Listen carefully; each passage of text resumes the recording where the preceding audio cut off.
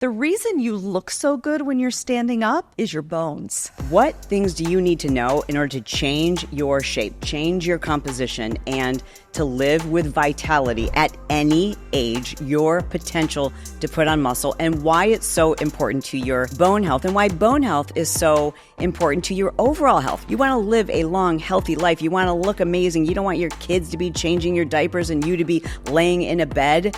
And that is why today you need to listen to this episode with my guest, Dr. Vonda Wright. We do not significantly slow down until we're in our 70s if we invest every day in our mobility. We do not lose our lean muscle mass in a significant way. There's an iconic picture on the internet that we published that shows a cross-section of a 40-year-old's quads and a cross-section of a 70-year-old's quads, and they're almost identical. She is a double board certified orthopedic sports surgeon, a renowned expert in longevity, as well as a women's health expert, speaking loudly to all of us, making sure that we feel empowered with our health.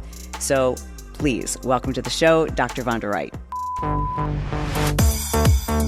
I have heard you say that our bone density is silent until we experience a fracture. Why do we need to think about our bone density as we age? You know, I always encourage women to actually notice their bones. When is the last time we stood in front of the mirror with or without clothes and noticed the beautiful lines of our collarbone or the delicate lines of our wrists or anything other than our cheekbones? The fact of the matter is, the reason you look so good when you're standing up is your bones. But they're silent, right? Unless I told you, you wouldn't even know that you had 206 bones. But they are the storehouses of the minerals in our body that your body uses to withdraw from minerals that you need for all your cellular functions. They are actually master communicators. One of the bone cells, there's several kinds of bone cells, but one called the osteoblast produces a protein that communicates with every part of your body. So it's not like they're just saying they're silent in your body, but they're silent to you until a tragedy happens and you break one. You're actively a surgeon, I am. Orthopedic surgeon. Yes. So you're seeing people who, of all ages. I am. What do women specifically, what do you want them to know that they are looking at as their future if they're not doing things right now to change their bone mineral density? I'm a practicing surgeon. When I take call, I'm called to the bedside of women who have sometimes fallen in their kitchen from a standing position. Sometimes we don't even know if they broke first and then fell or fell and broke. Really? But what I do know is this. They're laying in bed. They're in excruciating pain because bone fractures hurt. Maybe they have a broken hip. Many times the sad truth is they're incontinent. Many times their hearts are so diseased that the medicine doctor can't even clear them for a short surgery that I'm going to do to fix them. And many times they're losing their memory or they already have Alzheimer's. That is the picture of the future of women that I see every day. And when I'm standing there at the bedside with them or their children, do you know what they're talking about? They're not always talking about their hip fracture. They're telling me stories about when they were vibrant like you and I are. They want me to know that this is not how they've always been. This is not me. This is not me. When can I get back to my own house? So when I say things like, I see the future of women today, I really do. So that gives me the passion and the urgency to say all the things you and I both say. We've got to pay attention every day. We've got to invest in our health. Lifting matters, walking matters, nutrition matters, sleep we were talking about. All those things built every day will help us be vibrant. And frankly, I'm on a new kick to make everybody unbreakable. Unbreakable physical, unbreakable mentally, and live our best life to the minute we pass away. And I want to do that quickly, like this. Let's get go. It over with. All right, girl, I'm with you. So you just mentioned a few things. She's laying in a bed. This woman is 60 years old, and she is incontinent. Yeah. She's got cardiovascular disease. She perhaps is even demented, and she has a fractured hip. Yes. All four of those things often result from a decline in which hormones? Estrogen and testosterone. So why do we need to worry? Or maybe a better way to ask the question is, how dangerous is it to break a bone? Because, I mean, I guess I've always thought, well, you just get a cast and, a bone is going to heal stronger. I wish it was that easy. So in a child, that's the truth. Okay. Put two pieces of a child bone in the same room, they will find each other and they will fix each other in about 6 weeks. Because by the time we break our hip, let's just use hip as an example, or wrist or ankle, in our 60s and 70s, many women in particular have low bone density. Mm-hmm. Because if we do not lay down enough bone by the time we're 30, when we stop laying down bone, and we can talk about what young women need to do, we are eating that bone through the duration of our lives unless we reinvest. We can build bone, but only if we're conscientious about it, right? So we're starting with less bone density. So we heal more slowly. Many times the morbidity of all those other diseases we have, heart disease, brain, incontinence, on top of fracture, here's the statistics. 1 in 2 women will have a fragility fracture in her lifetime. When you have a fracture of that magnitude, 50% of the time, you will not return to pre-fall function. You don't get to live in the house you raised your kids in. Wow. You don't get to go to the store or drive the car, right? And the most tragic data are that up to 30% of people die in the first year. Specifically hip fracture? Not necessarily from the bone, but from the morbidity of laying in bed, losing more muscle, having your lungs fill up with fluid. You just get sicker and sicker rapidly. Why is it that I just went to visit my mom? She lives in the Villages in Florida. Yeah. So many of her friends have had hip replacements. Why is that seemingly such a common surgery? Well, the other effect of estrogen on the musculoskeletal system is supporting the cartilage. The cartilage is an end cap on every bone. Okay. That's very thick. It's smoother than ice, and it makes us able to move our joints without feeling it. What happens when estrogen walks out the door? Because remember, estrogen on a monthly cycle goes like this. Mm-hmm. When we hit menopause, it drops off and never looks back. We're not getting it back. She slammed the door on us. Well, estrogen is not only important for bones, it's important for every musculoskeletal tissue. And without the support of estrogen on our cartilage, women rapidly progress in their arthritis. So before age 50, men have more arthritis. Okay. After age 50, women have much more arthritis. We wear down that cushiony layer. Plus, when we gain weight, our joints bear 7 to 10 times body weight. It just all adds up to the point where we're doing a lot of joint replacements in a lot of people. Here's the hopeful part about joint replacements, though, is over the course of my career, I've really seen how they can give you your life back. So we don't want to have to do it, right? But when we do it, it saves you from sitting around for 20 years and dying of sedentary death. A lot of what we're talking about is general population, right? Mm-hmm. And what we can expect and what you're seeing. Yes. But is it avoidable? Yes. You're talking about these statistics. You're talking about what happens in the average woman as she declines in estrogen and testosterone. Yeah. Does progesterone have an impact on our bone density? And not so much that I know, but it's critical as it relates to our uterus. Okay. Yeah.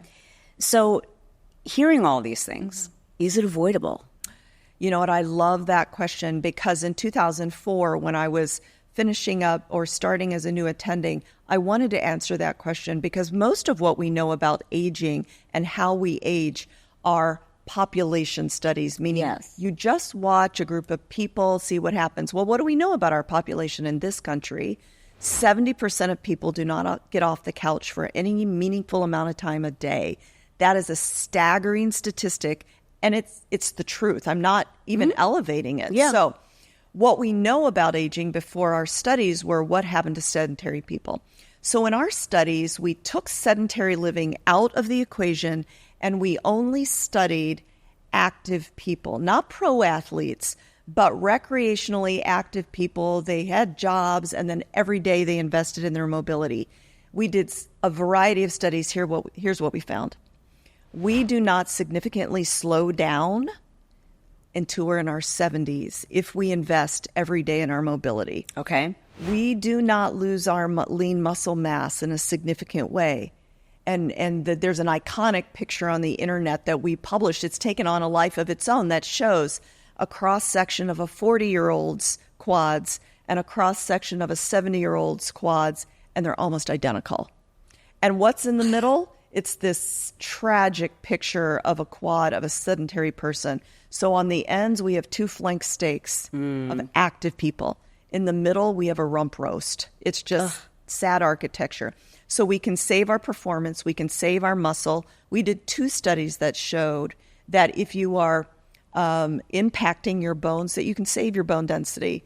And probably the most important study that we did was really look at brain function in people who were active every day.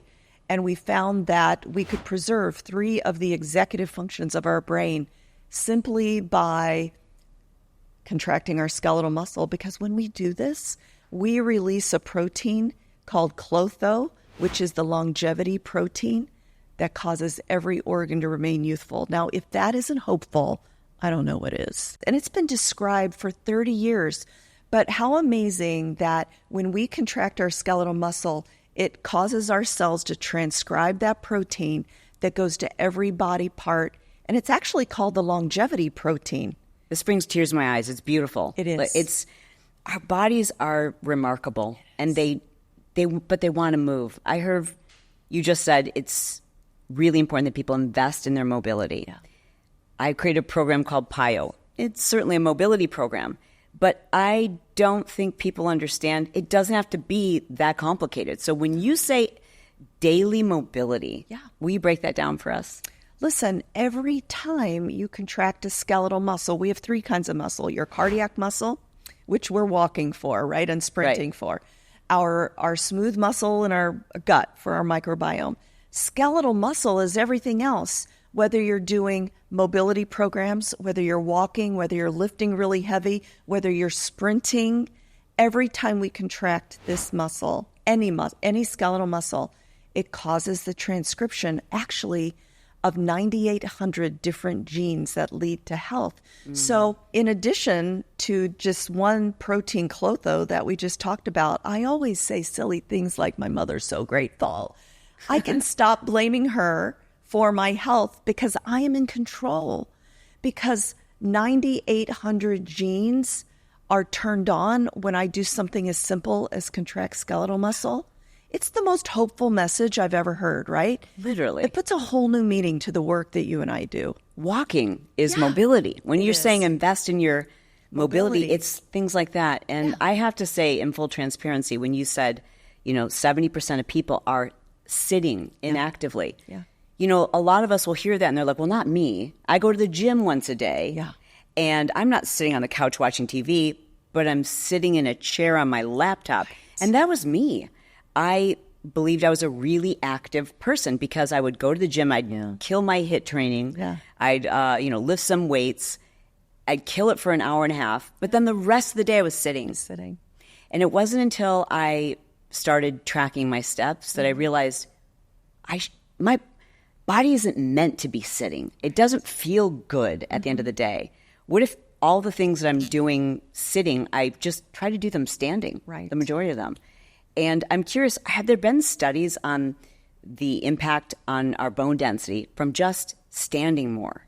You know what? I haven't read a study from standing, but there are plenty of studies that even bursts of activity running up and down the stairs. Everybody now is wearing a weighted vest. I wear one, you wear one.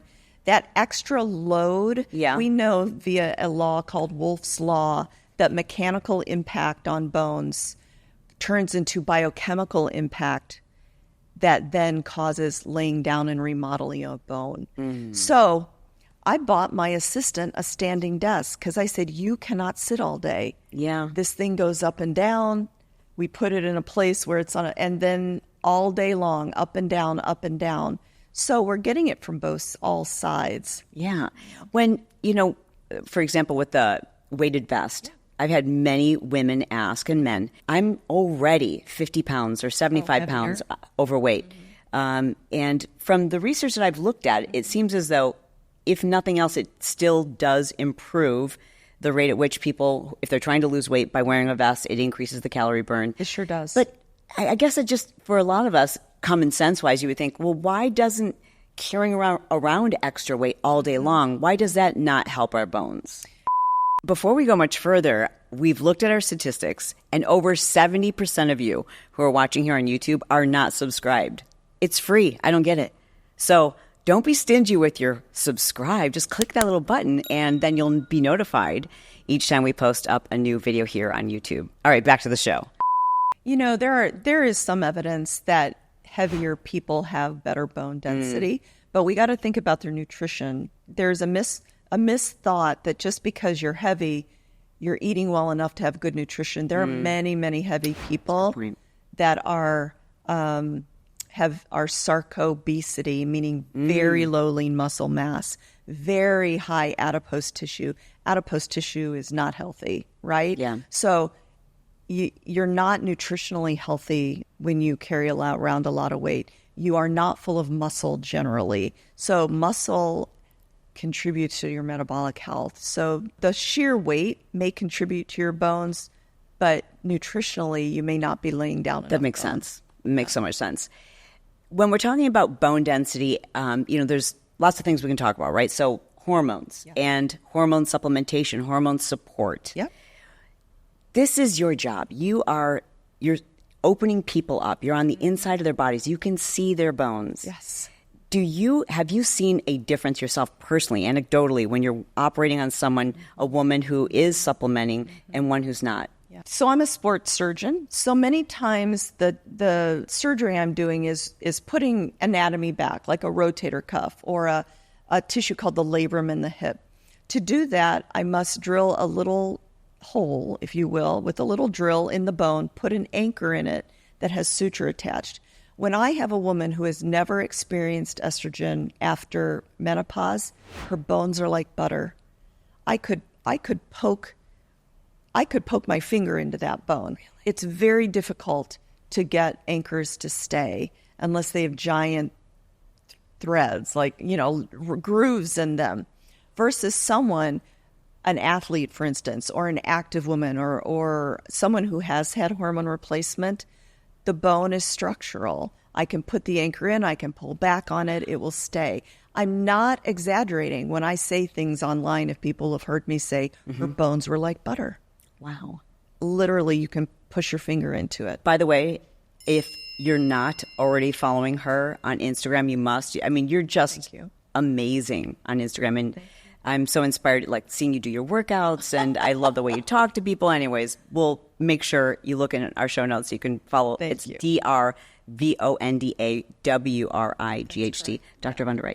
Okay, so with that in mind, and we're almost the same age, I assume. I'm 57. Oh, okay, so I'm 55. Yeah. So we're very close. We're very close. We went to high school at the same time. That's right. Yes, we did.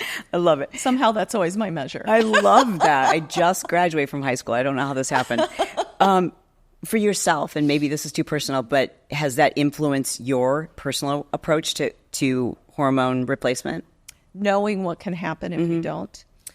It definitely has. So you would think, I bet you've heard this from a lot of doctors, you would think that I would have known what was happening. Yeah. So my menopause story that I like to talk about is that at 40, I was in the best shape of my life. I was training for triathlon. I had just had my only biologic child. We have a blended family. And I was rushing into my career, just all the things, right? Great time of life. Yes.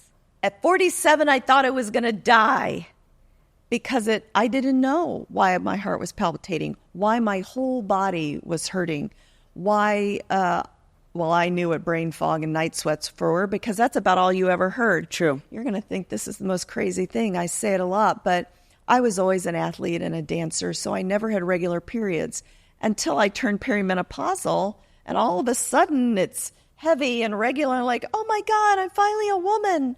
Like, yeah. It was perimenopause. And so I went on a deep dive because I had to figure this thing out. And so I read Estrogen Matters. I started, I'm a curious brain. I read all the studies and I'm like, oh my God, I have got to get my estrogen back. And so I couldn't find a doctor to give it to me locally. I was in Atlanta at the time. So I called this telemedicine guy in Chicago. As a doctor, you can't prescribe it to yourself? Well, I could, and I do now. Now that I know what I'm doing. And I adjust it. Because, yes, that is a good thing about having a prescriptive pad. But at the time, I didn't know. And so, but once I went on it, it was night and day. I was back to myself. But that's never enough, right? Estrogen is good, but it's not a magic bullet. Right. You can be on estrogen the rest of your life and still have sarcopenia. And still, if you didn't lay enough bone down when you were a young woman, not have enough bone density. So I don't want people to think when I say, oh, it was a miracle, that that's the only thing you have to do. No. Yeah. There is still the whole playbook of lifestyle choices that you must make. It's not going to be your little transdermal patch. It's never going to be enough. That's the conversation I kind of keep returning to with every amazing doctor that I have on the Chalene Show. They'll say, like, yes, hormone replacement, if that's something you're willing to consider, it's going to help. It's really like that kind of levels the playing field, but it's not just that. It's not going to automatically fix your bones. It's not automatically going to help you lose the weight, but it's an important element to consider. It is. And I think every woman must make the decision conscientiously and surrounded by science, not running away in fear. That is the position to come to the conversation in. I have examined the data. I've talked to good people. I'm deciding to do or not to do. Yeah. Because then you can go in with confidence and grace and not just be running from something. But that does not release you from doing your programs. All the other things. Yeah, all the other things. On the subject of hormones, what about testosterone? You know, in preparation for spending time with you today, I'm looking through like the last 10 years of research to see, and there's a lot of research there for testosterone and bone density, but they're all, for the most part, male studies. Yeah. I did see one for perimenopausal women in bone mineral density and testosterone.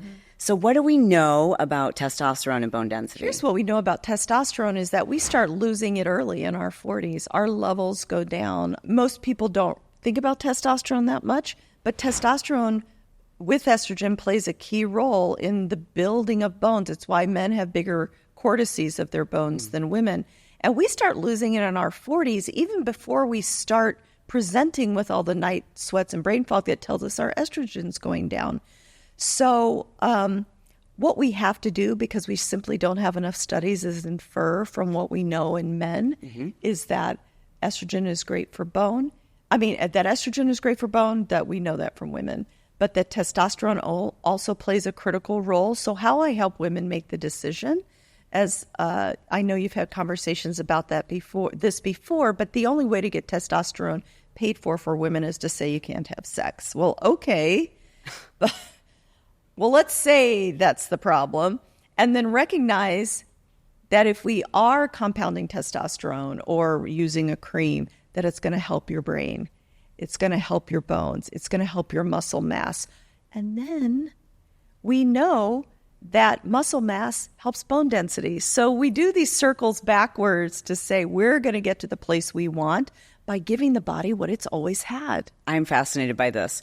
Muscle helps with bone density. Yes. So I've always understood lifting heavy puts this load on the skeletal system. Load, yes. But how does just having muscle relate to our bones? Yes. So axial load is one. Cyclical load, meaning doing the same reps over and over, or the different pressure that comes from if you're doing tempo lifts or slow, the different pressure you put on the bones, not just the axial load, like I'm picking up 100 pounds. It's how we're moving that through our bodies loads our bones differently. Because remember, our bones experience load in an axial plane, in a bending plane, in a torquing plane. And so the different ways you lift puts different pressure on the bones to keep them well. But what people don't realize is that, remember, mechanical pressure on bones causes it to be dynamic and lay down more bone. Every muscle is attached to a bone by a tendon. So you're contracting your muscle, it's pulling on the tendon, which is pulling on a bone. This is interesting biology. Tendon is held to bone Because the bone has reached out with its stem cells and grabs the tendon. The connections go from bone to tendon. So you've got a muscle, the black part of my sleeve, the tendon, my hand, attaches to bone. So every time you're pulling on your muscle, it's pulling on the bone. It's causing a mechanical stimulus in your bone that tells your bone, oh, I better lay down some more bone because I'm seeing stress here. Just seeing you demonstrate that with your hands, it makes it stick. Like I get it. I understand that. And so many women are starting to catch on to this. Like, oh, I need to lift. I need muscle. Yeah. And they want their shape to stay or to even improve. Before we started today, we were talking about one of my favorite fitness influencers, Joan McDonald. She's in her 70s and her physique is phenomenal and didn't lift until she was, I think, 70. Yeah. But when we're talking about lifting weights, so many women are, they're afraid to start. Yeah. They don't have, from my experience, heavy enough equipment at home. Right. And they're intimidated by going to the gym. Yeah. I don't even know if we can solve that if we've got the whole rest of the day together. But talk to us about why, as we age, especially women, need to be lifting heavy, and will you define heavy? Yes. So muscle is so critical for metabolism. Within muscle, we have all the little organelles called mitochondria, which probably most people have heard about. They're the little powerhouses in our cells. They are what churn out using fuel, whether it's amino acids or fat or carbohydrates, the ATP to fuel our lives. Yes. That is one of the critical roles of muscle. Without enough muscle, without enough healthy mitochondria, we become metabolically sick. We become less insulin sensitive, which makes us diabetic, which destroys our almost everything, and it leads to Alzheimer's disease, right? So muscle is the metabolic powerhouse.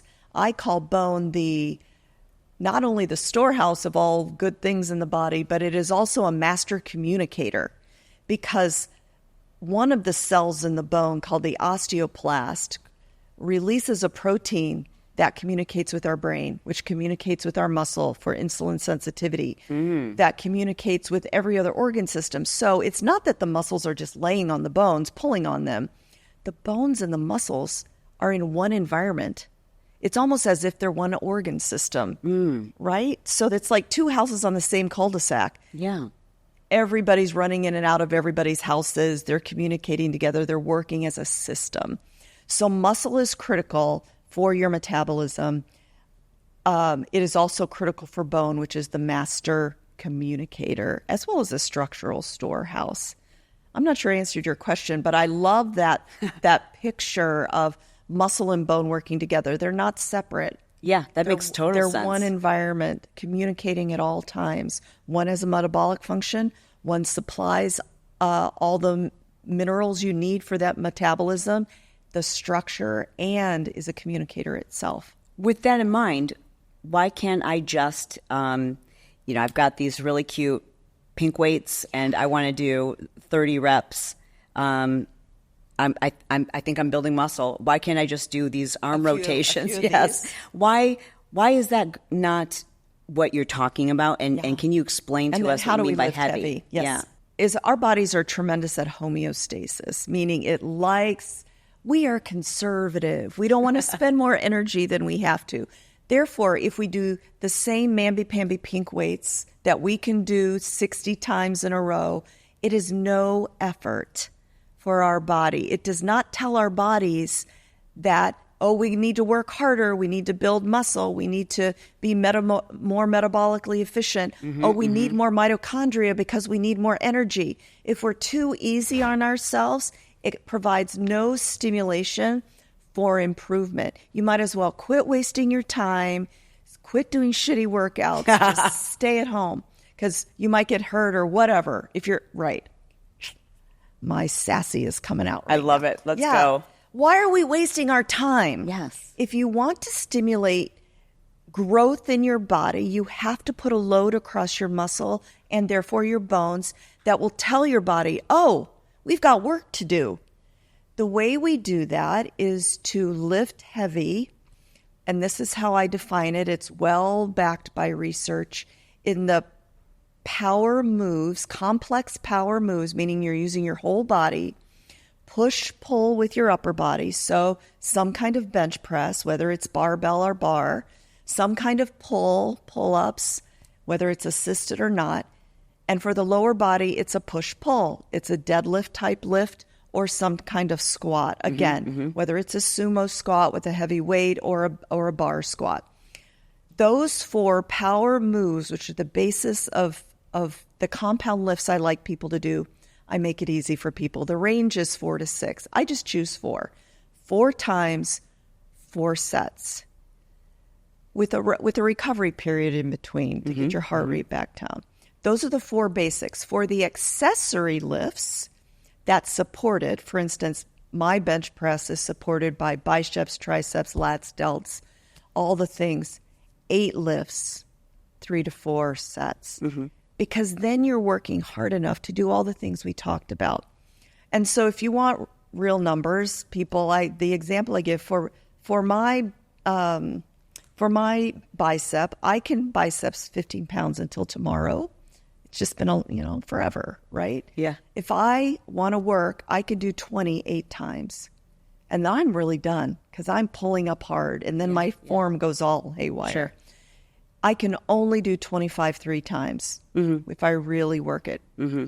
Well, that tells me I'm working, right? Versus just repetitively talking, solving world peace with the person next to me. Yeah.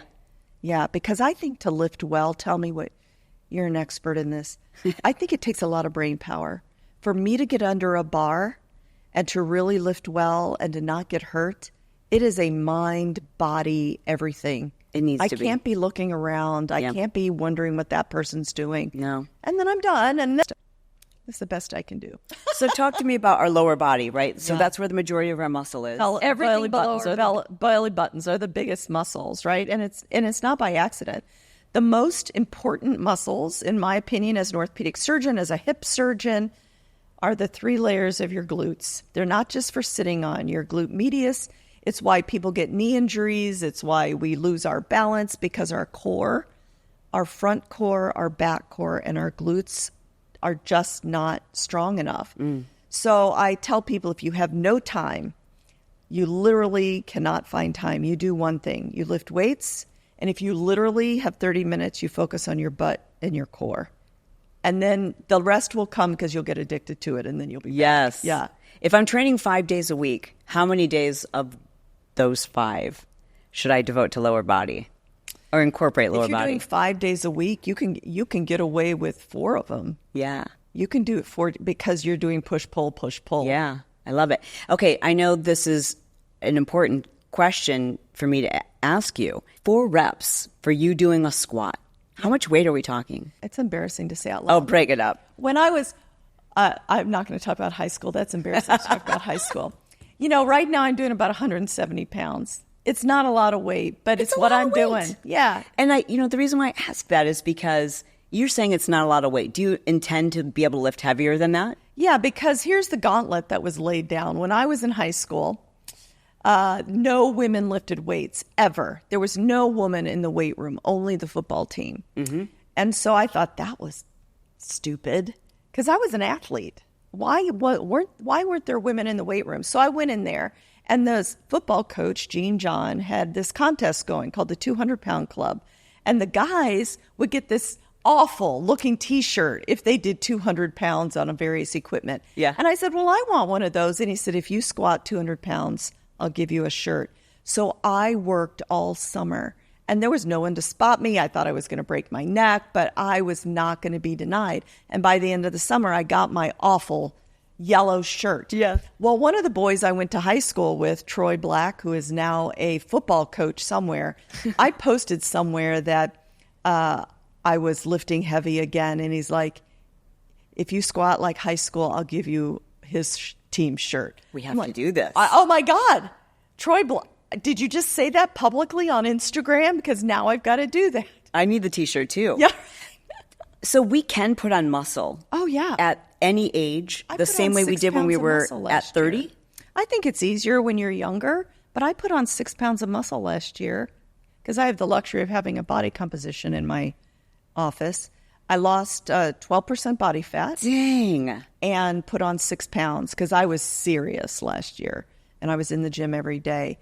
And what that does, my weight didn't change a little bit, but I weigh more probably than people think I weigh because I'm full of muscle and what muscle weighs more, but I don't care what I weigh. Because you're in a smaller package. Oh my God, a my tighter clothes. package. That's right. Yeah. Because you know what made me really work harder? I really started banging out the weights probably 2 years ago. I was at the point with my menopause that if I didn't, I was going to have to buy different clothes. And I was going to have two closets, my normal closet and my menopause closet. And I thought, no, not on my watch. I'm going to get back into the clothes I've had for 20 years. Okay. So I love this. What was your thinking? What were you like, okay, here's what I need to change. Here's what I need to do differently. This is all I did. It's not rocket science. I learned to lift heavy again. I stopped doing high intensity interval training every frigging day because I can get my heart rate up to 186. I'm 57 years old. You're not supposed to be able to, but that's because that's all I did. Mm-hmm. And it didn't change my body composition. Yeah. It wasn't that I wasn't working out. It didn't change my body composition. I learned to lift heavy. I lifted heavy. I started doing 3 hours a week of baseline zone 2, my zone 2 heart rate. Again, I'm in this beautiful building where I do lactate threshold testing, is 130. 3 hours a week. It's a walk, a 4 incline and a 4 speed for 45 minutes at a time. My heart rate's 130. Twice a week, I do sprint intervals because that added stimulation causes my satellite stem cells in my muscle to replicate, and I need as many stem cells as possible. It's only twice a week. It's only for 30 seconds. So this is how it goes. 45 minutes on the treadmill. Okay.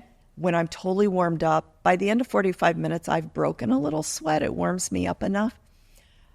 I take off the weighted vest. I'm not sprinting in my 20-pound weighted vest. I punch up the treadmill till 11, and I sprint as fast as I can, trying not to fly off the back because I have short legs. And then after 30 seconds, I get off. I straddle this, and I completely recover. For how many minutes? It takes me 2 minutes, 2 to 3 to get my heart rate back down. So then I do that 4 times. Okay. And that is enough stimulation to get my neuromuscular pathways more sharp. It makes me make more stem cells. Now I haven't measured this, but this is what the research says it does. Yeah. It makes my mitochondria more efficient because you need that little extra burst. For the woman who's like, I don't run anymore. Yeah. She's battling back now. She's like, okay, I'm listening. I'm going to do this. I hear you on the walking. I hear you on the heavy lifting. How do I sprint? I don't want to sprint, or I don't want to sprint on a treadmill. I don't want to run. You can get on a bike. You can get on a rower. You can get on a hateful ski machine and pull those ski things down. It's not about the activity. It's about the heart rate. Yeah. And it's not a lot. I'm not asking people to go do high intensity every day. I'm asking you it's like the salt and pepper. You're sprinkling it on the meat of your workout, but it has a big effect, just like salt and pepper does on your food. You're sprinkling it on. So I lifted heavy. I did this, the heart thing that we're talking about. Mm-hmm. And I really focused on the protein in my diet. And then I did this silly thing that is written about in a book where I pay attention to the order I eat my food. So there was this book called Glucose Goddess that says if you eat your food in a certain order, it will make your metabolism better. It'll make your sugars not spike. Now, for a whole year, I wore a continuous glucose monitor because I'm a data junkie. Okay. Yeah, and I wanted to know what my blood sugar was doing with all this work I was doing. And it was fascinating. I found out what spikes my blood sugar. Doing surgery makes my blood sugar spike because it's stressful. When I don't sleep, my blood sugar is unstable. When I work out hard, my blood sugar is stable for a full day. It really makes me metabolically better. But the other thing I realize is that I'm really carb sensitive. So what that if you deconstruct your food, eat your green leafy vegetables first, put that fiber, it digests belly. it digests so slowly. That's why cows have 4 stomachs. It's hard to digest. You put your protein and fat on top, and then you put your fibrous carbs on top of that. Then you're not going to have the spikes, which send us to the vending machine at 3 p.m., right? Spike down. And I didn't believe it. I thought it was a gimmicky thing to write a book about, but I went back and I pulled all the original papers, and it's true. Wow. And then I demonstrated it in my old life. So I have glucose graphs of myself where I can keep my glucose stable all day by putting protein in every meal and by eating fibrous carbs. I'm not against carbs. Of course. I'm against simple sugar and bullshit food. Right. But fiber we need, right? Yeah. But these 3 things are not that hard. But it is the 3 things, and I think people want a simple solution. I wish it were that easy, right? Yeah. So we're talking about, the relationship of muscle on our bone. Yes. We're talking about our sensitivity to insulin, et cetera. How do you think these GLP-1s are going to have an impact on, especially those people who are like, I'm going to admit, I'm not lifting as heavy. I recognize that it's like the weight is coming off much easier, so I'm less motivated to go down the muscle. Yeah. You know what? The more I learn about them, I think there's some good data that they help in a variety of ways, not just weight loss, but your heart. And I don't think we know everything yet. Yeah. But when I talk to my patients who have chosen, I don't prescribe them, but I have partners who do. And when patients come back to me and have gone on them, the surprising thing to me is the biggest impact is stopping the sugar talk. Yeah. The food talk. Because I actually didn't understand that until I started talking to them, because I've never had that. Unless sometimes I need some chocolate. But other than that, but I did not realize that this brain activity searching for sugar, because sugar is an addiction, was so overwhelming that rational people could not control whether or not they were going and binging on food bad for them. Yeah. So what they tell me is that that's what happens, is the food talk stops and they're able to make more rational decisions. The part of it that terrifies me is exactly what you said, though. We know without a shadow of a doubt that when you lose weight without investing in your muscle and protein in your diet, you are going to lose 50% fat, 50% muscle, and you are going to end up metabolically less healthy than you were before, right? Theoretically. Yeah. So what happens then when we develop an entire population then of sarcobesity? What's going to happen? So I'm not opposed to them. I think they can't be just generically gotten off the internet. They have to be monitored by real clinicians. Yeah. But I also am worried, to your point, if people are like, I am good now, I don't have to do any of that hard work anymore, where we're going to end up. Yeah. And what happens if we stop taking them and the food talk comes back? Right. And now we've got less metabolically active tissue. Yeah. For women who are in a decline with their hormones, right? I've heard many practitioners say, hormones can be all over the place. We really want to think about symptoms. But are we even aware of what symptoms are as it relates to our bone density and, a lack of muscle, or, what kind of things do people come to you for, specifically women, other than hot flashes and the things we've been told are related to perimenopause and menopause? Yeah. What symptoms are they coming to you, and that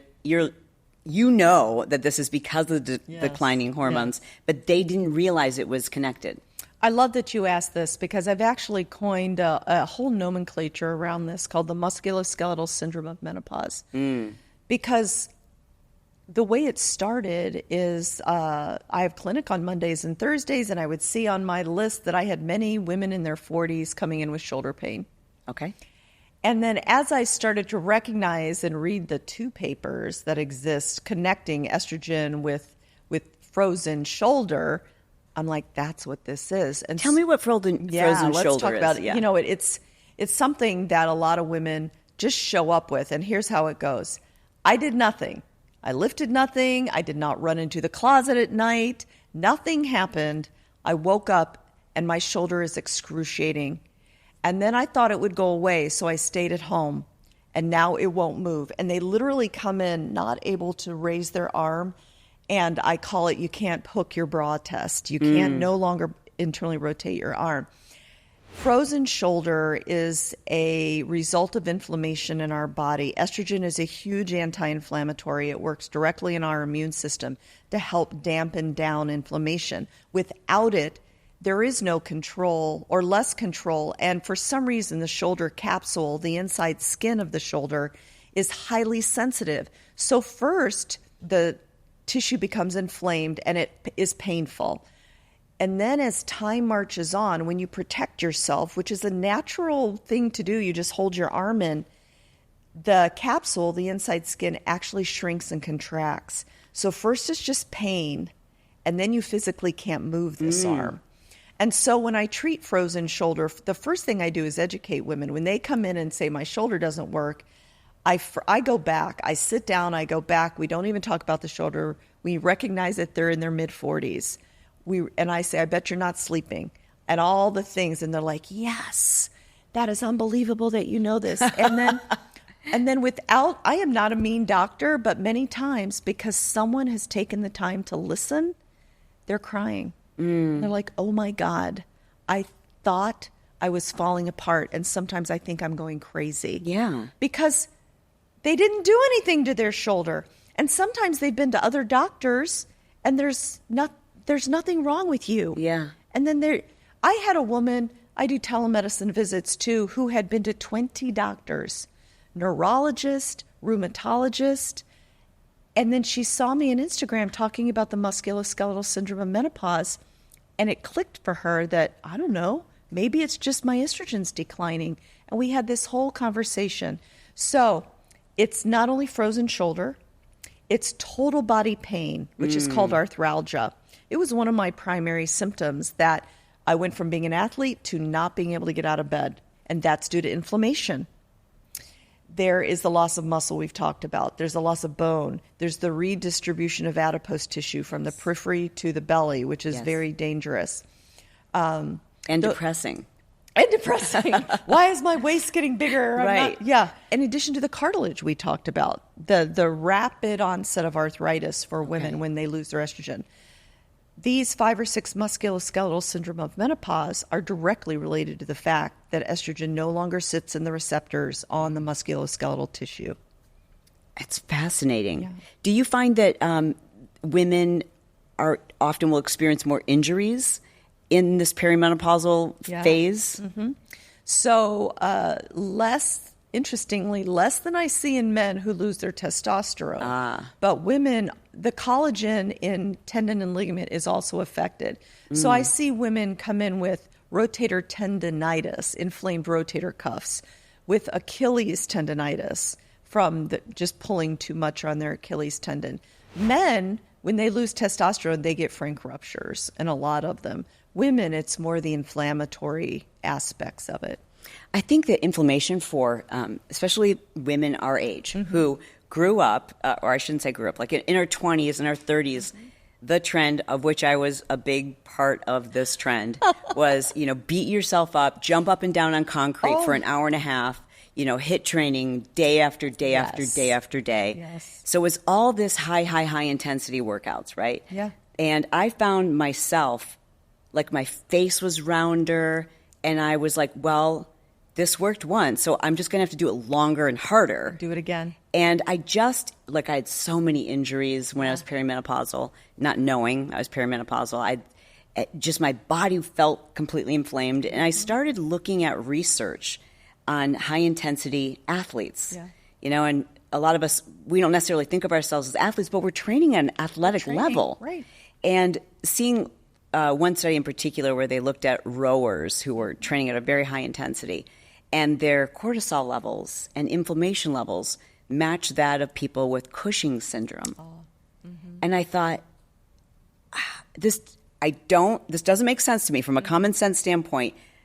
If I do something that's not as hard, aren't I going to gain weight? That was the hardest part for me, was like, okay, if I'm not doing something high intensity, doesn't that mean I'm going to burn fewer calories? But what it allowed me to do once I trusted that process and looked at the research was to lose the inflammation.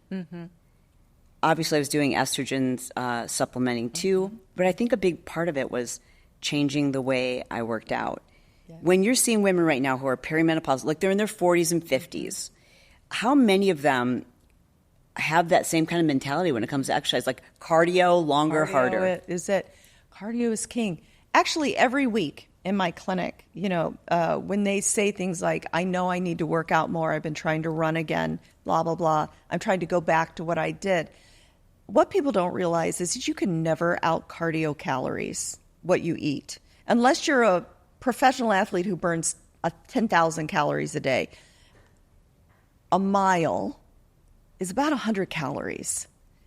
3 Girl Scout cookies are 180 calories. Who eats 3? If you're going to give me a sleeve. If you're going to, I eat a sleeve of Thin Mints.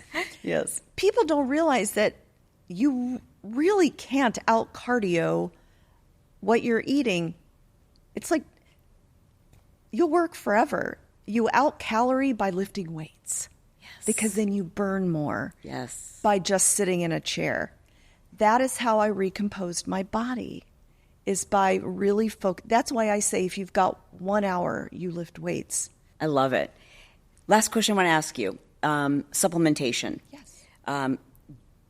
Are there any supplements that you almost see categorically women are deficient in that you would recommend as it relates to, we're taking this multi-pronged approach, right? Yes. We're doing the strength training. We're doing our zone 2 cardio. We're considering the importance of our nutrition, yes, right? We increased our protein.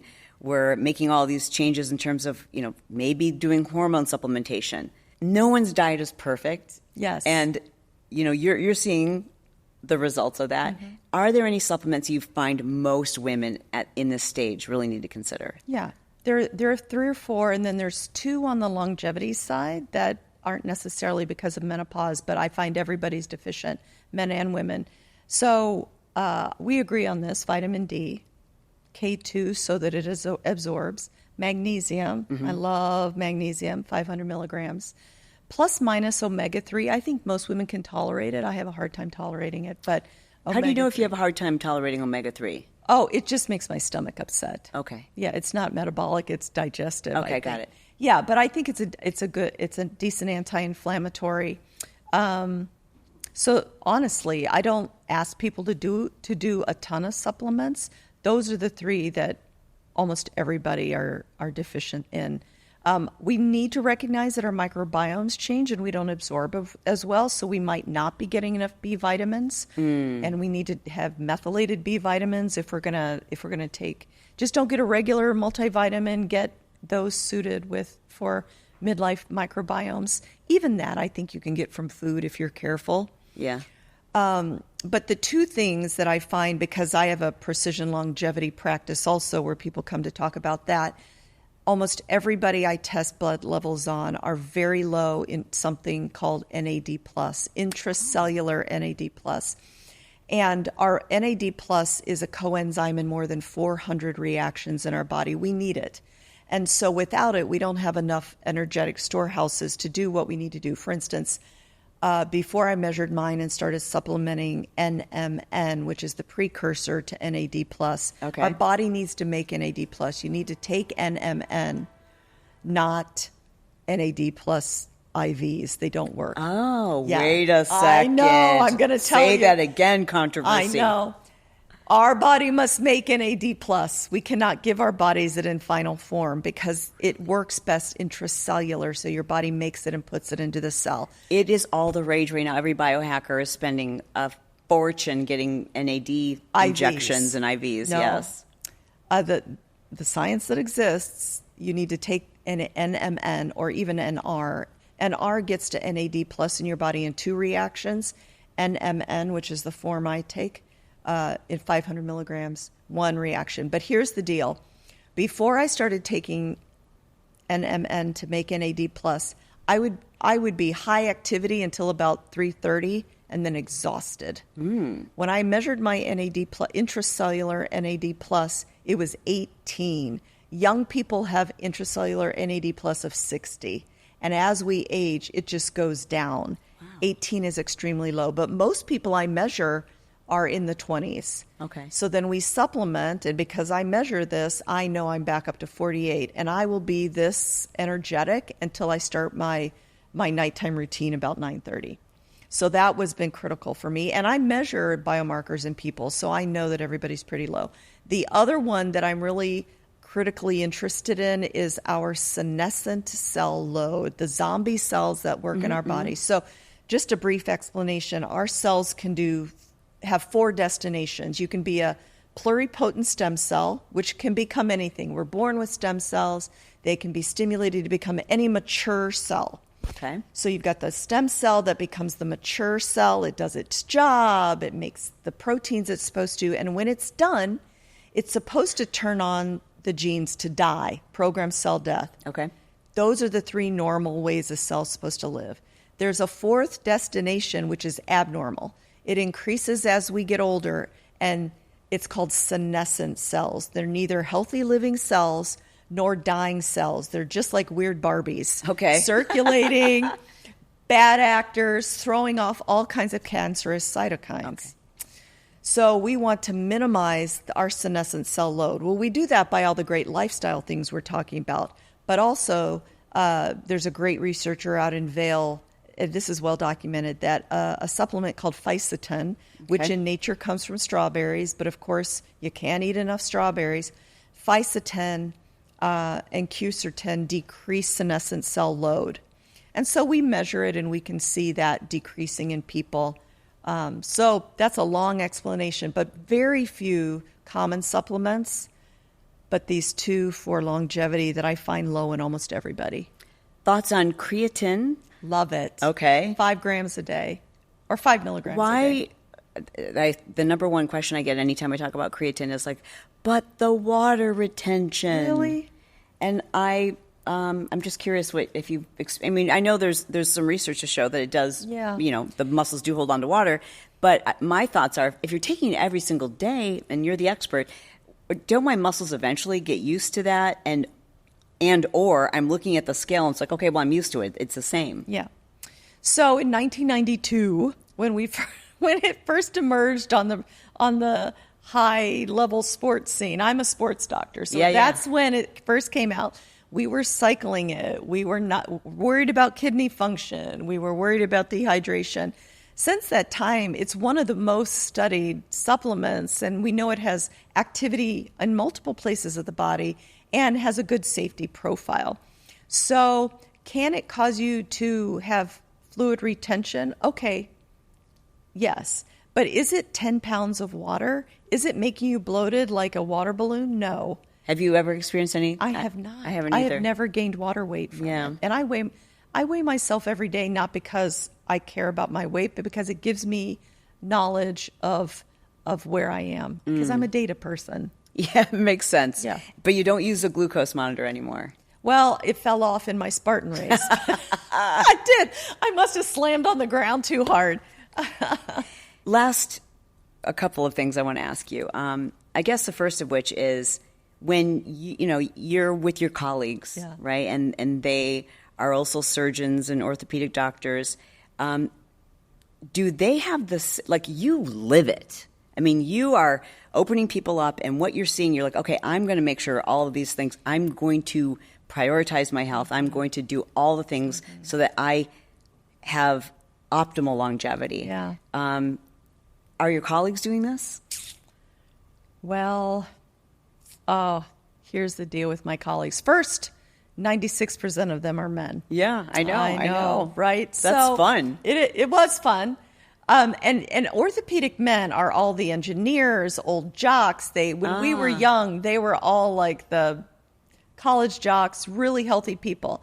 But what I see is that they are really busy people, and that they're so busy taking care of other people that many times they age like the general population. So they start out healthier than the general population, and they're just so buried in their work, so long hours, eating terrible peanut butter graham crackers in the surgeon's lounge for years, that they're aging like the general population. Now, there are a few exceptions who are still, athletes, but I don't see them maintaining the things they know to do. The other thing I don't see is, with the exception of one other doctor at Duke, anybody talking about the musculoskeletal syndrome of menopause and estrogen or even testosterone.